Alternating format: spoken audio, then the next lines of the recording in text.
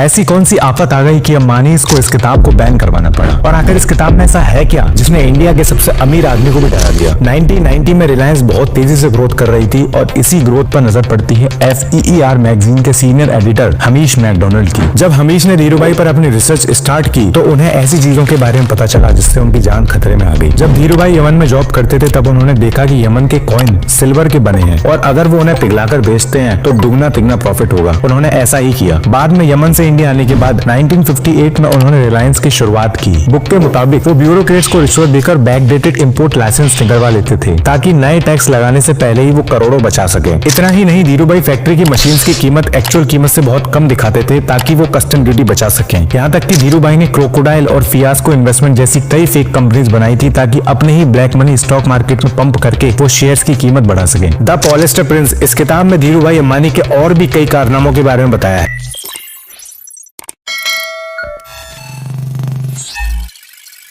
ऐसी कौन सी आफत आ गई कि अंबानी को इस किताब को बैन करवाना पड़ा। और आखिर इस किताब में ऐसा है क्या जिसने इंडिया के सबसे अमीर आदमी को भी डरा दिया। 1990 में रिलायंस बहुत तेजी से ग्रोथ कर रही थी और इसी ग्रोथ पर नजर पड़ती है FEER मैगजीन के सीनियर एडिटर हमीश मैकडोनल्ड की। जब हमीश ने धीरूभाई पर अपनी रिसर्च स्टार्ट की तो उन्हें ऐसी चीजों के बारे में पता चला जिससे उनकी जान खतरे में आ गई। जब धीरूभाई यमन में जॉब करते थे तब उन्होंने देखा कि यमन के कॉइन सिल्वर के बने हैं और अगर वो उन्हें पिघलाकर बेचते हैं तो दुगना तिगना प्रॉफिट होगा। उन्होंने ऐसा ही किया। बाद में यमन इंडिया आने के बाद 1958 में उन्होंने रिलायंस की शुरुआत की। बुक के मुताबिक वो ब्यूरोक्रेट्स को रिश्वत देकर बैकडेटेड इंपोर्ट लाइसेंस निकलवा लेते थे ताकि नए टैक्स लगाने से पहले ही वो करोड़ों बचा सके। इतना ही नहीं, धीरूभाई फैक्ट्री की मशीन्स की कीमत एक्चुअल कीमत से बहुत कम दिखाते थे ताकि वो कस्टम ड्यूटी बचा सके। यहाँ तक कि धीरूभाई ने क्रोकोडाइल और फियास्को इन्वेस्टमेंट जैसी कई फेक कंपनीज बनाई थी ताकि अपने ही ब्लैक मनी स्टॉक मार्केट में पंप करके वो शेयर्स की कीमत बढ़ा सके। द पॉलिएस्टर प्रिंस इस किताब में धीरूभाई अंबानी के और भी कई कारनामों के बारे में बताया है।